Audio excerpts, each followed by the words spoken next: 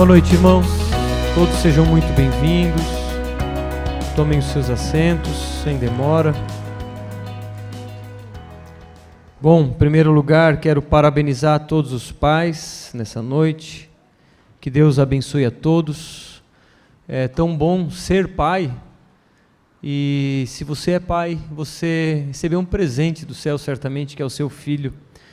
E assim como se você não é pai, ao menos você é filho. Valorize seu pai, valorize sua casa, ame, agradeça, enfim.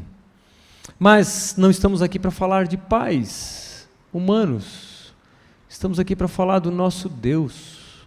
Ele é o verdadeiro pai. Nós somos falhos, nós pais humanos somos falhos.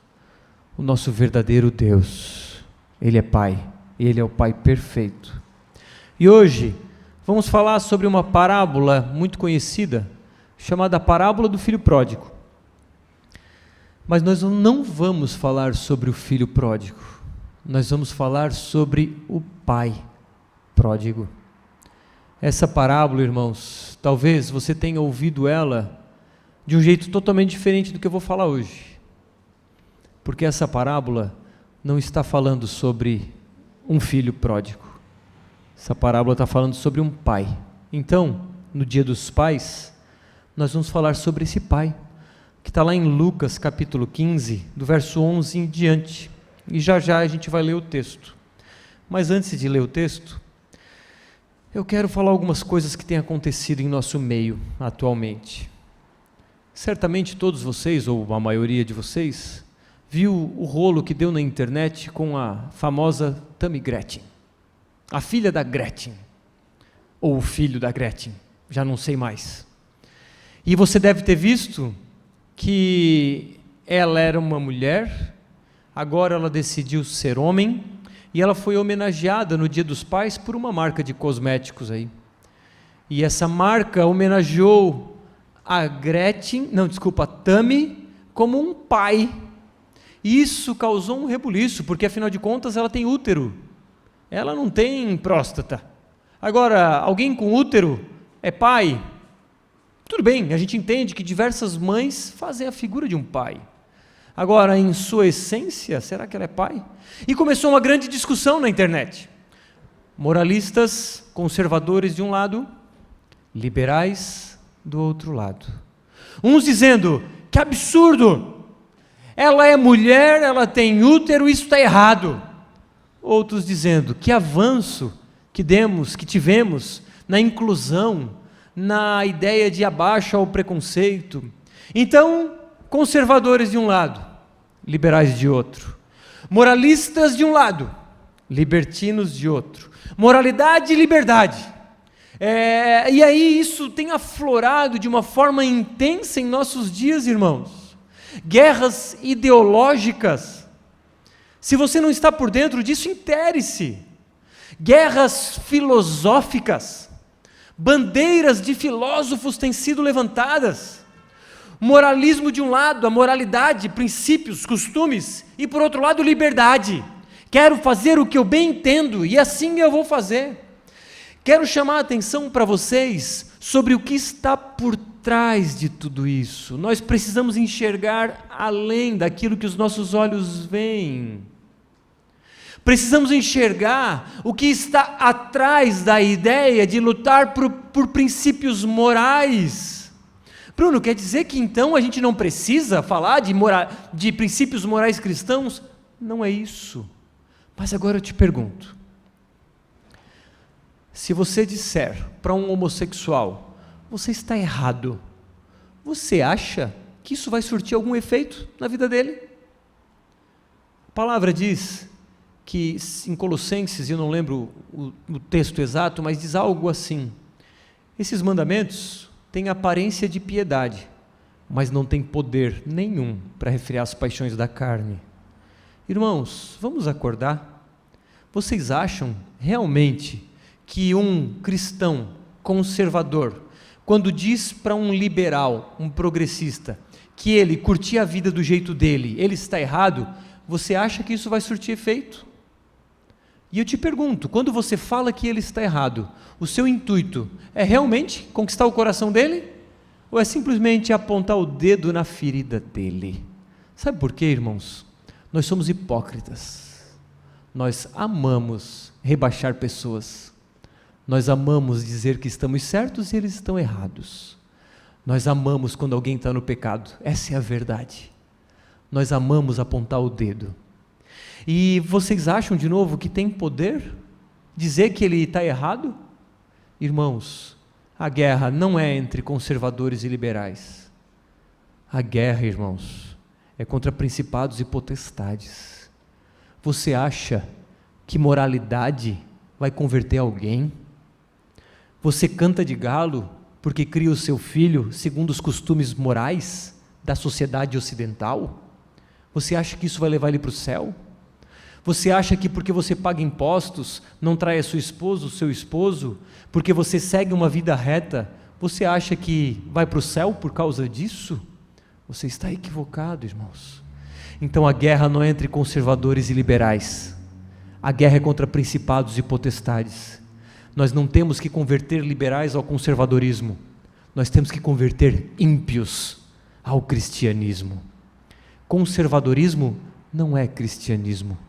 E quando você manda alguém assistir uma palestra de um filósofo conservador, por que você não manda ele ler a Bíblia?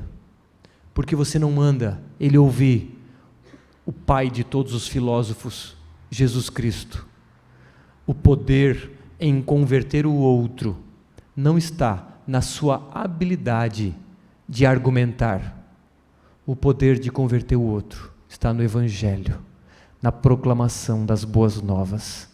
Ali existe poder. A sua argumentação não converte ninguém. A minha argumentação, por mais bem elaborada que seja, sabe o que ela traz?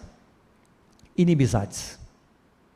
Você sabia que quando você, conservador, confronta um liberal, você está arrumando um inimigo normalmente? O que ele precisa é do Evangelho. O que ele precisa é da graça. E o pior de tudo isso é que muitos conservadores precisam da graça. E aí nos deparamos com um outro exemplar da espécie mais libertina chamado Felipe Neto. E eu ouvi um vídeo dele, ele dizendo: é isso que importa, a sua vontade. Essas pessoas vão dizer assim: o que importa é você fazer aquilo que você deseja. O que importa é você ser aquilo que você quer ser. O que importa é você dar vazão para os seus desejos. É isso que vai te fazer feliz. Esses estão aos montes, entrando nas mentes dos nossos jovens, na escola, na internet e na universidade. E aí o pai conservador faz o quê? Bate na mesa. Você está errado. Ao invés de apresentar Jesus Cristo de Nazaré, aquele que é poderoso para transformar corações. Estamos arrumando inimizades, ao invés de nos assentarmos à mesa com pecadores. O que vemos na igreja hoje? Um monte de santo. Onde estão os pecadores? Onde estão as prostitutas? Onde estão os beberrões? Eu quero eles aqui, irmãos. Onde estão os adúlteros? Onde estão os homossexuais? Onde eles estão, irmãos? Tem 5 cadeiras vazias. Podia ter um homossexual, um transexual, um adúltero, alguém que desviou milhões e uma garota de programa. Onde eles estão? A igreja afasta essas pessoas. E com quem Jesus se reunia? Com quem Jesus sentava? Jesus sentava com esses. Por que a igreja afasta? Por que a igreja se enche de uma santidade e não tem contato com pecadores? Onde nós estamos errando, irmãos? Precisamos rever os nossos conceitos, precisamos rever o nosso jeito de ser igreja. Eu preciso rever o meu jeito de pregar. Peço perdão a vocês, irmãos, porque em alguma medida entendo que a ênfase que tenho dado no que diz respeito a fazer discípulos Pode ser que esteja jogando um fardo nas costas de vocês. E não é isso, o cristianismo não é fardo, o cristianismo é leve. Nós temos que sair daqui leves, não com um fardo nas costas. Nós temos que sair daqui alegres, exultantes, de fazer discípulos, sim, é verdade, de nos assentarmos com pecadores, de nos assentarmos com homossexuais, dizendo: eu te amo. Bruno, quer dizer que está tudo certo ser homossexual, ser libertino? Não é isso. Mas, irmãos, precisamos expressar amor para com estes. Vocês acham seriamente que apontar o dedo na ferida do cara vai fazer ele se converter? Vai fazer ele se fechar e vai fazer com que ele não queira mais ouvir o que você tem para falar, porque nós cristãos nos enchemos de princípios morais, de bons costumes, e apontamos e amamos apontar o dedo na ferida daqueles que são pecadores. Por que as igrejas estão afastando pecadores? Jesus escandalizava religiosos e ele se assentava com pecadores. Quem se escandalizava com Jesus eram os caras que sabiam de Bíblia. Quem odiava e queria matar Jesus eram os caras que sabiam de Antigo Testamento. Quem é que Jesus atraía? Prostitutas, cobradores de impostos, pessoas que eram excluídas da sociedade religiosa. Mas vamos ver o que essa parábola fala sobre isso. Certamente ela está falando sobre isso, irmãos. Às vezes nós, cheios de princípios morais, conservadores, cristãos tradicionais, de uma família tradicional ocidental, estamos afastando pecadores, e estamos errados, irmãos. Jesus se assentava com eles. Vamos à primeira cena. Temos aqui como que uma peça de teatro, é uma história. Jesus está contando uma parábola. Parábola era uma história em que Jesus contava com o intuito de ensinar algo, e essa parábola contém 2 atos. Vamos ao primeiro ato, que é Jesus falando sobre um filho mais novo. Era um pai e 2 filhos, o mais novo e o mais velho, e o primeiro ato é a relação entre o pai com o filho mais novo, e o segundo ato é o pai com o filho mais velho. Vamos à primeira cena do primeiro ato, quando o filho mais novo pede a herança, a antecipação de sua herança. Como eu disse, é uma parábola muito conhecida, possivelmente você conhece. Vamos aos versos 11 e 12. E se você nunca viu desse jeito que eu vou falar hoje, saiba que é comum, tá? Eu também não tinha ouvido até ouvir alguém falar. E essa ideia não é minha, eu não tirei essa revelação, eu simplesmente li. Vamos lá. Jesus continuou. Certo homem tinha 2 filhos. O mais moço deles disse ao pai: Pai, dá-me a parte dos bens que me cabe. E ele lhes repartiu os haveres. Um pai era muito rico. O pai tinha 2 filhos. E o filho mais novo pediu uma antecipação da herança. Isso era algo muito incomum na época, irmãos. E não soava nada bem. O pai então teve que provavelmente vender os seus bens, ou boa parte, e distribuir em dinheiro para os 2 filhos. E o filho mais novo saiu fora. O filho mais novo queria curtir a vida. O filho mais novo queria independência do pai. O filho mais novo, a bem da verdade, ele queria que o pai morresse. Nas entrelinhas desse pedido de antecipação da herança, mostra-nos que este filho não amava o pai, ele amava o que o pai podia oferecer. Ele não queria a vida do pai, ele queria que o pai morresse. Já que o pai estava vivo, pai, então me dá o dinheiro de uma vez que eu quero vazar. Era o filho que queria curtir a vida, era o filho que queria independência, era o filho que queria fazer o que ele bem entendesse. É o típico retrato da pessoa que não quer saber de Deus. É um pecador típico que diz: não quero saber de Deus, eu quero independência. Foi o que Adão decidiu. Eu quero autonomia, eu quero uma vida sem regras, eu quero fazer aquilo que eu desejar, eu quero fazer aquilo que o meu coração tem vontade. É aquele que quer liberdade, é aquele que não gosta de tradição, é aquele que não gosta de princípios morais, é aquele que quer romper com o tradicionalismo. É a Tammy Gretchen, é o Felipe Neto, é um monte de gente que a gente conhece. Provavelmente você não é um desse, mas certamente nós já fomos uns destes. Pois bem, o filho pediu a antecipação da herança, e ele parte, ele cai no fundo do poço e se arrepende. Vamos aos versos 13 até o 19. Passados não muitos dias, o filho mais moço, ajuntando tudo que era seu, partiu para uma terra distante, e lá dissipou todos os seus bens, vivendo dissolutamente. Depois de ter consumido tudo, sobreveio àquele país uma grande fome, e ele começou a passar necessidade. Então ele foi e se agregou a um dos cidadãos daquela terra, e este o mandou para os seus campos a guardar porcos. Ali desejava ele fartar-se das alfarrobas que os porcos comiam, mas ninguém lhe dava nada. Então, caindo em si, disse: quantos trabalhadores de meu pai têm pão com fartura, e eu aqui morro de fome? Levantar-me-ei e irei ter com meu pai, e lhe direi: pai, pequei contra o céu e diante de ti. Já não sou digno de ser chamado teu filho, trata-me como um dos seus trabalhadores. Pois bem, o filho curtiu a vida, gastou todo o seu dinheiro de rapaz trabalhador, como diria Renato Russo, e gastando todo o seu dinheiro em um momento de fome, ele passa necessidade. Era uma história contada a judeus, e judeus tinham como que os animais, alguns animais eram impuros, e os porcos eram animais impuros para o judeu.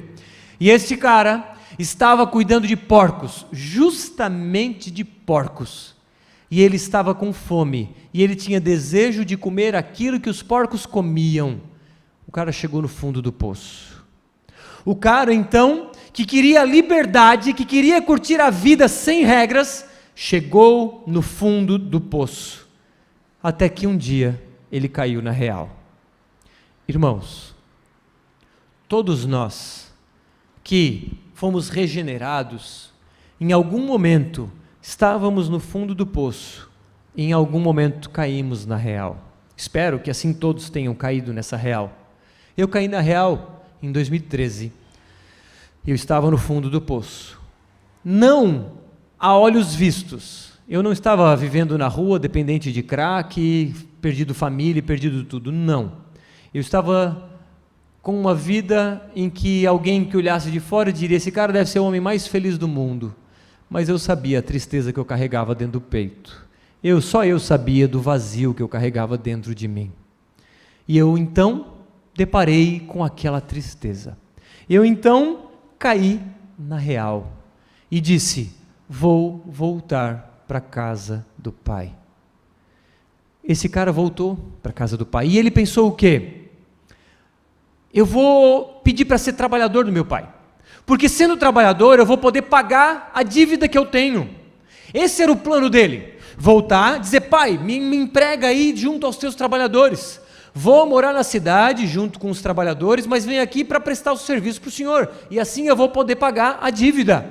Era esse o plano dele: me perdoa, pai, mas deixa eu trabalhar aqui para de alguma forma pagar essa dívida. E assim somos nós, irmãos, assim fomos nós, perdidos nos nossos pecados, mortos num lamaçal de pecados, nós estávamos com porcos, nós nos alimentávamos com porcos, nós nos deleitávamos no pecado, irmãos. Eu era terrível, até que um dia caí em mim: preciso voltar para a casa do pai. E assim foi, voltei. Assim esse jovem voltou e se reconcilia com o pai. Vamos aos versos 20 e 24, até 24. E levantando-se foi para seu pai. Vinha ele ainda longe, quando seu pai o avistou, e compadecido dele, correndo, o abraçou e beijou. E o filho lhe disse: pai, pequei contra o céu e diante de ti, já não sou digno de ser chamado teu filho. O pai, porém, disse aos seus servos: trazei depressa a melhor roupa, vestiu, ponde-lhe um anel no dedo e sandálias nos pés. Trazei também e matai um novilho cevado, comamos e regozijemo-nos. Porque este meu filho estava morto e reviveu, estava perdido e foi achado. E começaram a regozijar-se. O pai vê o filho perdido vindo ao longe. O pai corre ao encontro do filho. Dizem os estudiosos que correr não era uma atitude normal de alguém, de um homem ancião de respeito. Correr era coisa de criança. Mas o pai, vendo o filho, corre ao encontro dele. Ele não se contém. Ele dá roupas. Roupa, naquele momento, roupas especiais, davam um indício de um prestígio social. Ele dá um anel. Anel era um símbolo da família. Era com um anel que se, por exemplo, selava cartas. Era com um anel que se selava documentos.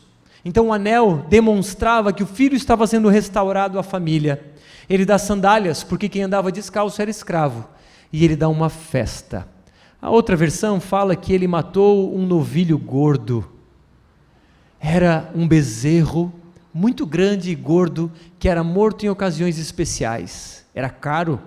E certamente ele convidou o vilarejo inteiro para festejar. Afinal de contas, o filho estava sendo restaurado. Ele não disse: filho, tu vai ter que pagar. Filho, tudo bem, eu até te aceito na minha casa, mas aqui tem regras. Qualquer um de nós faríamos isso. Ele não diz: filho, vou pensar no teu caso, eu vou orar para ver se eu vou te restaurar na minha casa. Filho, olha, a partir de agora é do meu jeito. Tu vai ter que pagar pela dívida que tu me deixou. O pai não colocou nenhuma condição. O pai simplesmente correu ao encontro do filho. Assim foi comigo. Quando eu me voltei para Deus, que na verdade foi Ele que me fez me voltar para Ele, Ele não impôs condição.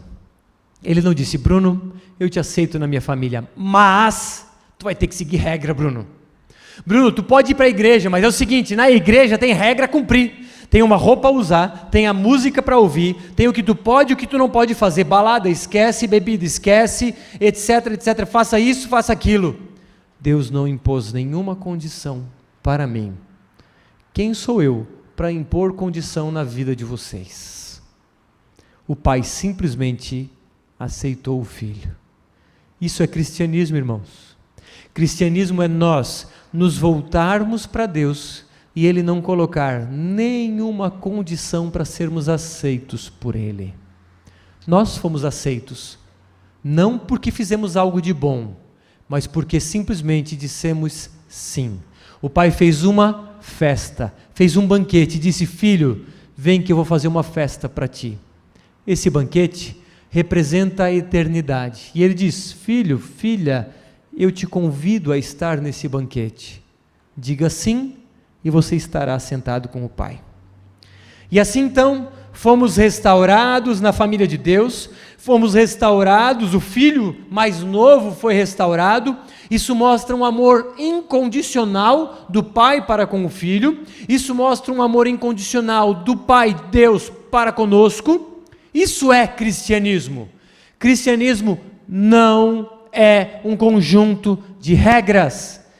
Essa é uma das missões da Aviva. Esse é um dos objetivos, irmãos, mostrarmos para o mundo lá fora o que é o verdadeiro evangelho. Estamos com um contrato de uma nova sala nas mãos.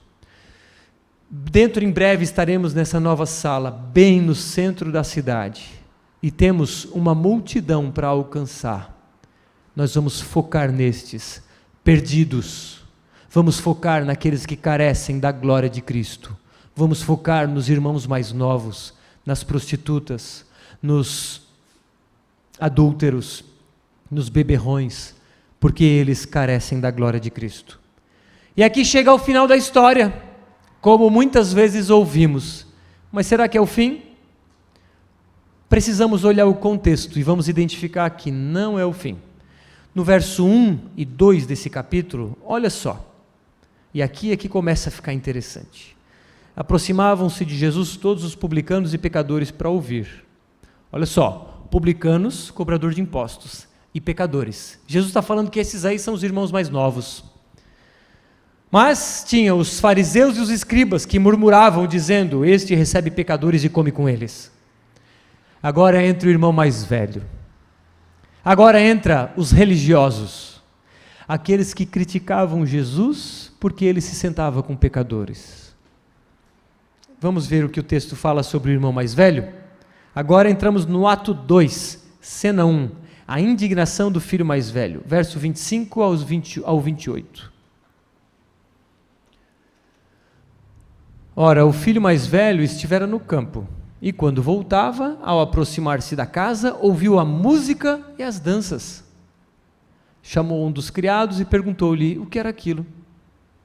E ele informou: veio teu irmão e teu pai mandou matar um novilho cevado, porque o recuperou com saúde. Ele se indignou e não queria entrar. O filho mais velho, o irmão daquele que havia se perdido, avista a sua casa, música e festa, cheiro de churrasco, e ele pergunta: o que está acontecendo?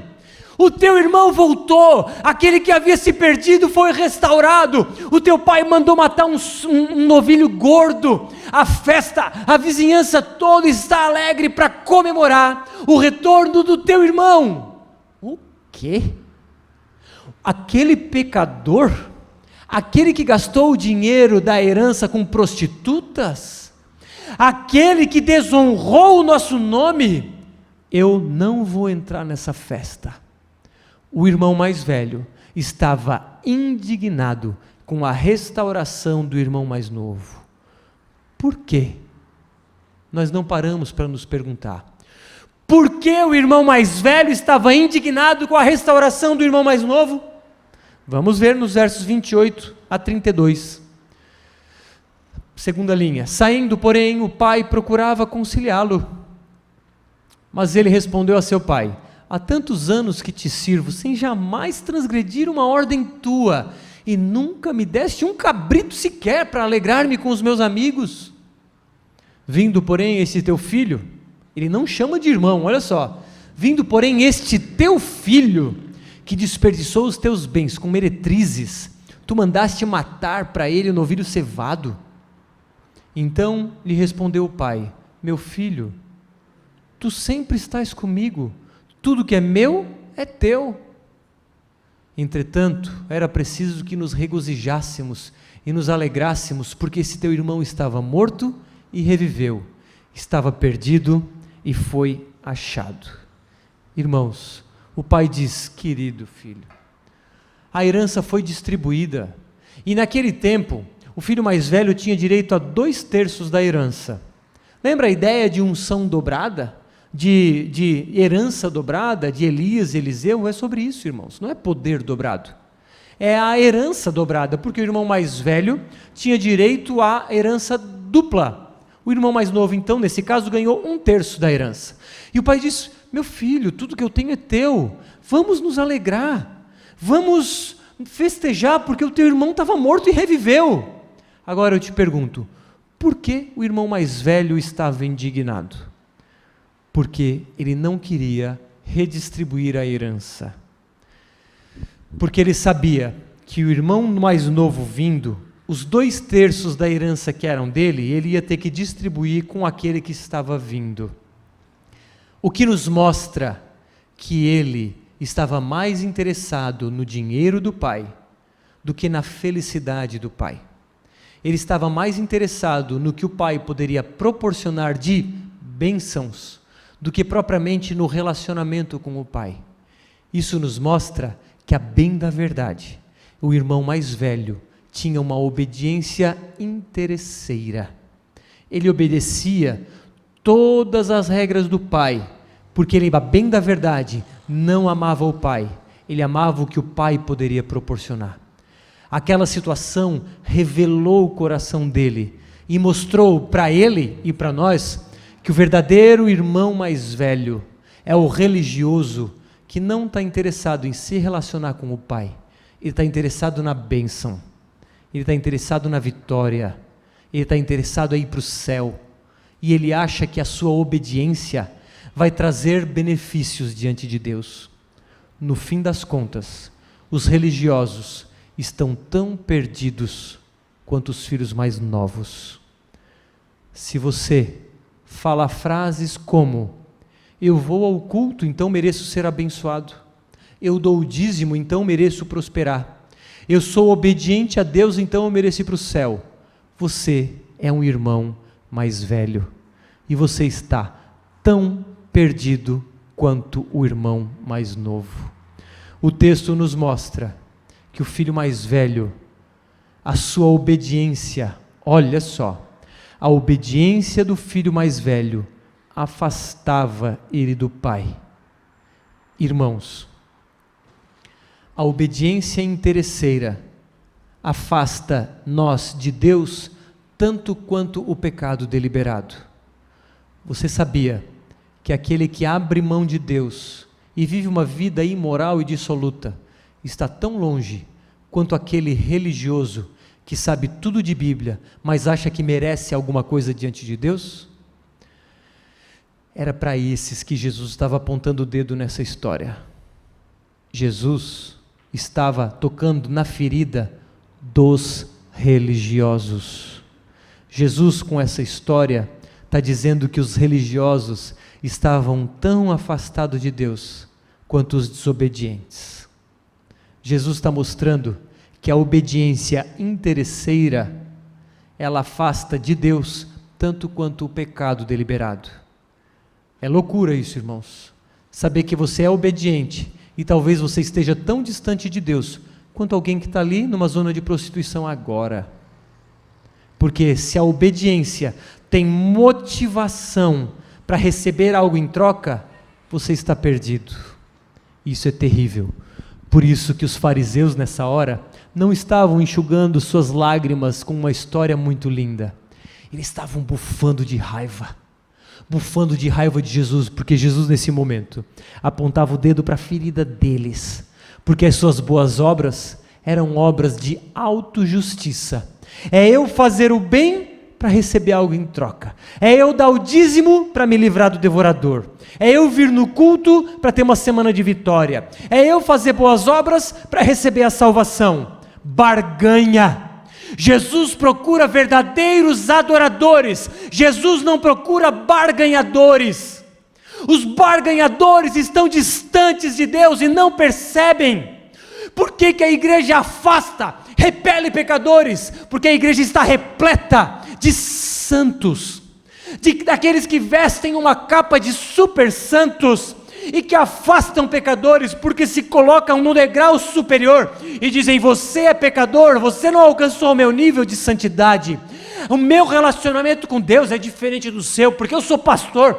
Não toques no ungido do Senhor, eu sou pastor, eu sou diferente, eu sou de uma casta especial, eu tenho a autoridade do céu, a autoridade foi colocada sobre a minha vida, portanto eu abençoo vocês. Acordem, irmãos. Quem nós pensamos que somos? Sem Cristo nada somos, sem Cristo nada podemos fazer. E que unção o pastor carrega? Que unção, que óleo, que coisa é essa? Não sou rei, não sou sacerdote, simplesmente alguém que ensina a palavra de Deus. Só isso, não há, esse degrau não mostra santidade alguma, ou superioridade, ou hierarquia. Esse degrau é para que o povo lá de trás me veja, só isso. Irmãos, vamos acabar com essa ideia de que pastor é sacerdote, vamos acabar com essa ideia de que as paredes são santas, vamos acabar com a ideia de que nós somos superiores aos demais. Irmãos, somos carentes da glória de Deus até que ela nos alcance. Não foi porque merecemos que fomos chamados porque Ele assim o quis. Éramos irmãos mais novos, pervertidos, mergulhados no pecado, em um lamaçal, mas Ele nos resgatou, porque Ele nos ama. Isso mostra um amor incondicional. Como que agora eu vou me achar alguma coisa, irmãos? Como que eu vou me achar alguma coisa se eu fui achado por Ele? Eu não mereço nada, mas assim Ele quis me resgatar das trevas, da mesma forma que Ele fez com vocês. Agora, como que nós não vamos também ir atrás daquele que se perdeu? Irmãos, como não vamos querer dividir a herança? Mostra que a obediência interesseira do irmão mais velho não amava o pai. Quantos religiosos não amam Jesus? Quantos religiosos obedecem simplesmente porque amam ser aplaudidos? Quantos moralistas, Quantos conservadores lutam por simplesmente uma capa de cumpridores de regras? Quantos conservadores simplesmente querem os aplausos do bom cidadão de um país ocidental? Quantos conservadores vomitam palavras de moralidade e não estão preocupados com a igreja de Jesus? Porque se estivessem preocupados com a igreja de Jesus, estariam buscando o perdido, estariam buscando o progressista lá fora, estariam buscando aquele que é de partido de esquerda, e não estariam se degladiando entre direita e esquerda. Quantos cristãos de direita, conservadores, professos, estão se degladiando com cristãos de esquerda?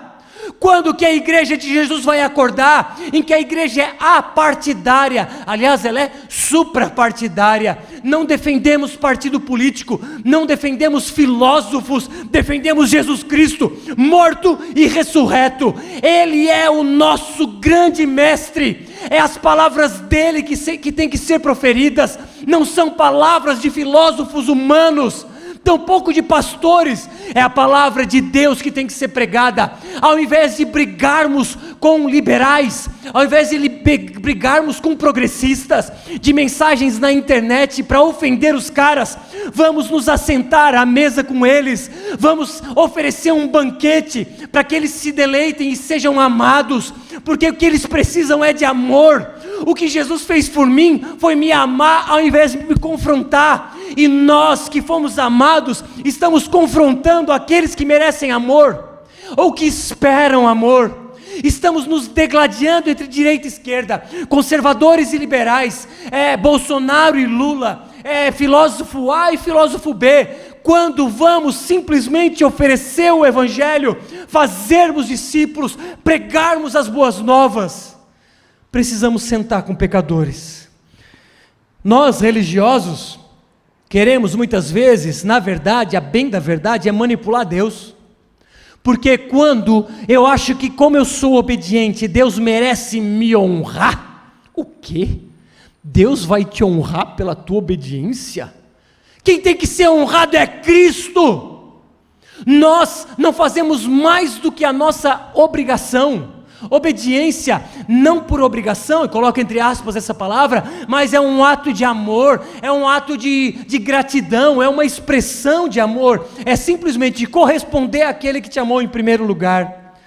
Irmãos, cuidado, porque nós, os religiosos, muitas vezes, estamos buscando a nossa própria salvação, achamos que a nossa obediência nos faz merecedores, e Jesus não procura barganhadores, Jesus procura adoradores.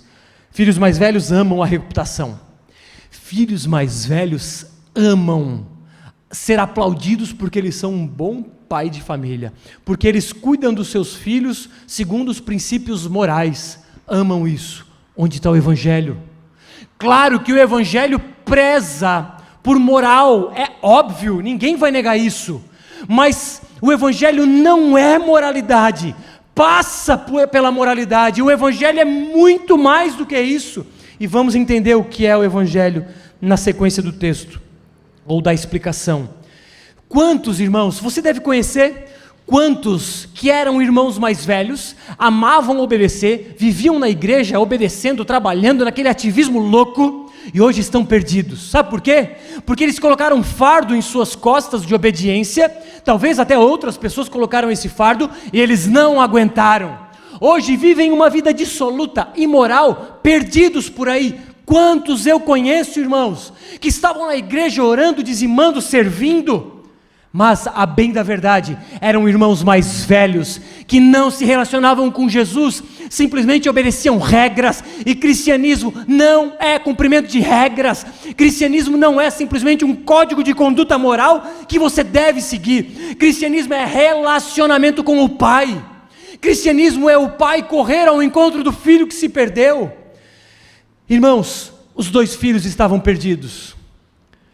Os religiosos estavam tão perdidos quanto os pecadores. Mas olha só, vamos olhar para 3 parábolas.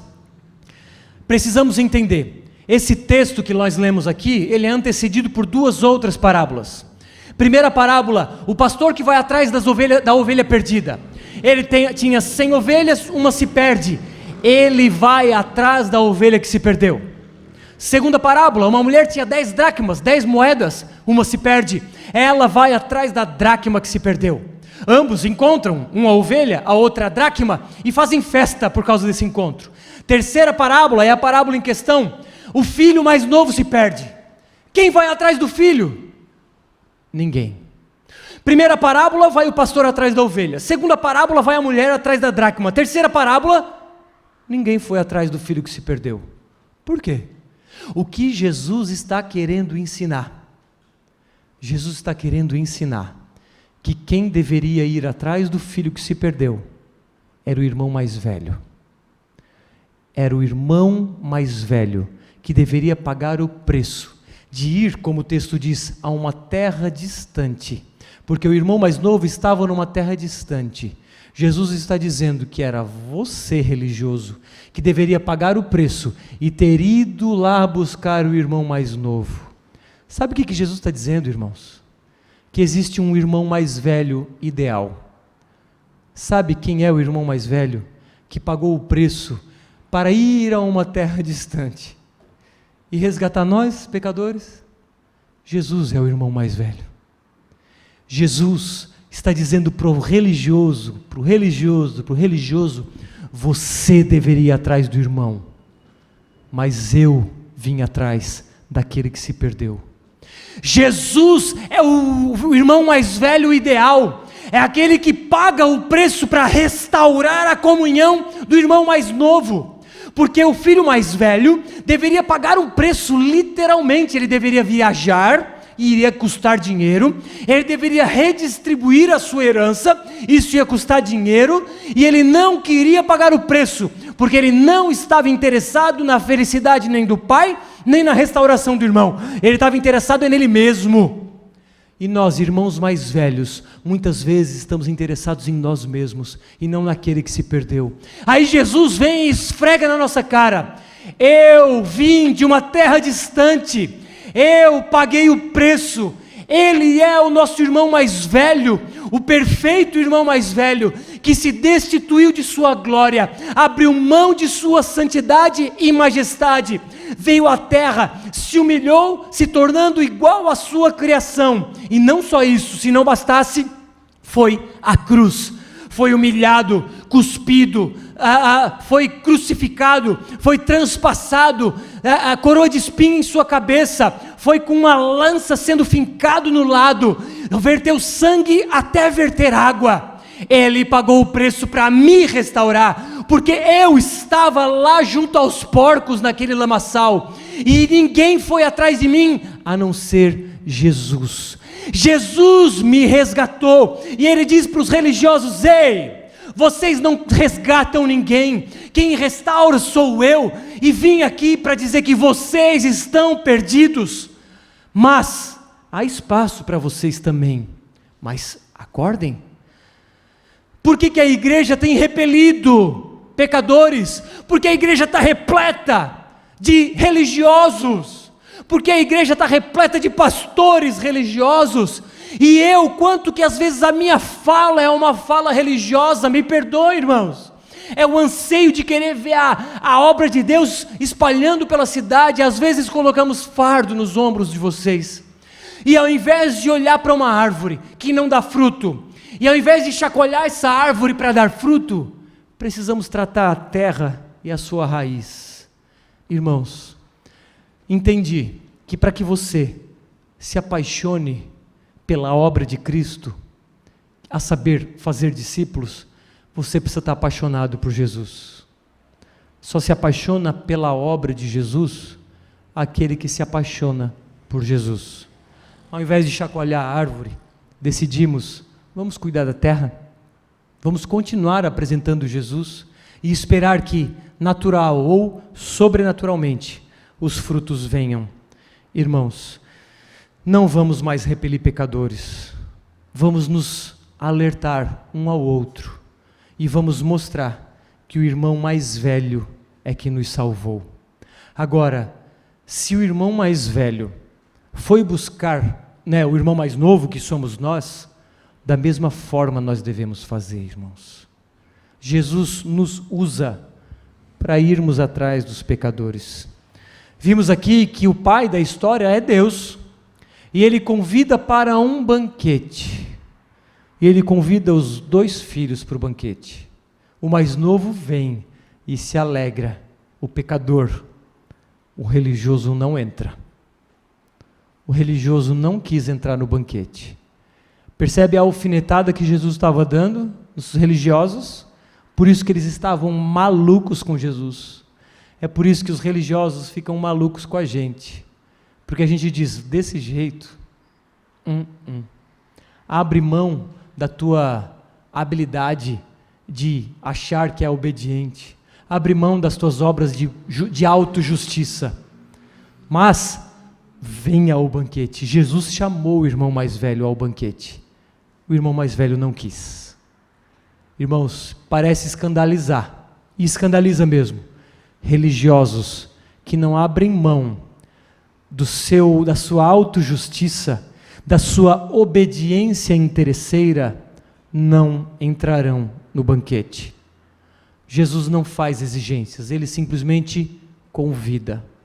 Venham ao banquete. Existe um preço a ser pago para restaurar o irmão mais novo, mas o preço já foi pago. O preço para me restaurar na família de Deus foi pago por Jesus. O preço para restaurar vocês na família de Deus foi pago por Jesus. Agora nós devemos ir lá fora buscar os irmãos mais novos. Banda pode subir? Diante disso, concluímos que o que é o cristianismo, irmãos? Cristianismo não é um conjunto de regras. Cristianismo não é um conjunto de código moral. Prestem atenção. Cristianismo não é moralismo. Cristianismo não é conservadorismo, irmãos. Cristianismo, preste muita atenção. Cristianismo é a história de um pai que envia o irmão mais velho para ir resgatar o irmão mais novo. Cristianismo é a história de um Deus Pai que envia o Deus Filho para morrer e pagar o preço para restaurar pecadores à sua família. Isso é cristianismo. Não é regras, não é condição. Jesus não diz, eu te restauro, mas vai ter que fazer meia dúzia de coisas aqui. Não. Ele diz, o preço já foi pago. E uma vez que você vem, ele diz, agora já não há mais nenhuma condenação para aqueles que estão em Cristo. Irmãos, o cristianismo é a história, então, de Jesus morrendo em favor de nós, pecadores. Cuidado, irmãos, porque os irmãos mais velhos não entrarão no banquete. E para finalizar, pergunto, se você se identifica como um irmão mais novo, aquele que é pecador deliberado e quer ser restaurado na família do Pai, diga, Senhor, eis-me aqui, eu quero ser chamado como teu filho, eu sei que não sou digno, mas Senhor Jesus, me restaura na tua família. É só dizer sim, irmãos. E se você disser sim, depois me procure no final do culto, procure o Diego, o baterista, e a gente vai dar instruções de como proceder, que caminho ser trilhado, quando você diz sim, quero fazer parte da família de Deus. Agora saiba que a sua obediência não é uma condição, a sua obediência é uma expressão de gratidão, de amor. Agora, se você se identifica com o irmão mais velho, cuidado, arrependa-se da sua obediência interesseira. Se você obedece para ser abençoado, se arrepende disso, porque a obediência interesseira afasta-nos de Deus tanto quanto o pecado deliberado. Agora, se você não é nem o irmão mais novo, nem o irmão mais velho, mas, às vezes, assume postura de irmão mais velho, irmãos, por favor, vamos cuidar, nós mesmos, vamos cuidar para não afastarmos, não repelirmos pecadores, vamos nos cuidar para não apontarmos o dedo para o pecador e dizer que ele não tem lugar em nosso meio. Irmãos, vamos tomar esse cuidado, Pelo contrário, o contrário de apontar o dedo, vamos trazê-los para perto. Irmãos, vamos atrás dos pecadores. Irmãos, por favor, não falo como quem joga fardo nas costas de vocês, falo como quem se preocupa com uma multidão de pessoas que estão perdidas nesse momento. Irmãos, vamos espalhar as boas novas, vamos chamar essas pessoas para entrar na nossa casa. Bruno, mas é homossexual, e se Jesus morreu por esse homossexual? Vamos trazer na nossa casa, vamos expressar amor para com essas pessoas. Bruno, mas é uma prostituta, e? Irmãos, eu era terrível, e Jesus me amou. Quem sou eu para não amar uma garota de programa? Irmãos, quem sou eu para não amar um político corrupto? Quem sou eu para não amar e não expressar amor a Tammy Gretchen ou ao Felipe Neto? Precisamos nos assentar com pecadores. Jesus repelia religiosos e atraía pecadores. Por que a igreja está fazendo o contrário? Por que a igreja atrai religiosos e repele pecadores? Vamos mudar, irmãos. Eu tomo essa decisão. Eu não quero ser um religioso que está afastado de Deus. Vamos em busca do pecador? Vamos em busca do irmão mais novo que se perdeu? Porque Jesus veio ao nosso encontro. Nós devemos ir ao encontro do povo. Vamos ficar de pé?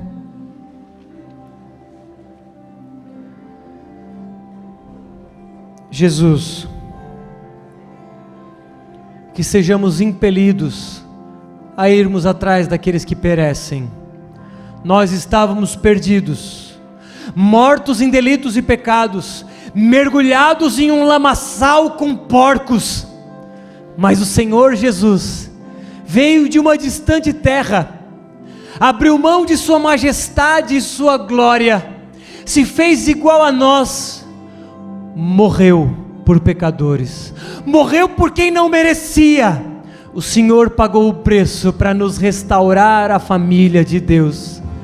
Agora que sejamos constrangidos com esse amor, que sejamos então impelidos a fazermos o mesmo, não pagar o preço, porque o preço já foi pago, mas a sermos instrumentos para alcançar o perdido. Senhor Jesus, eis-nos aqui, que a igreja viva seja instrumento para se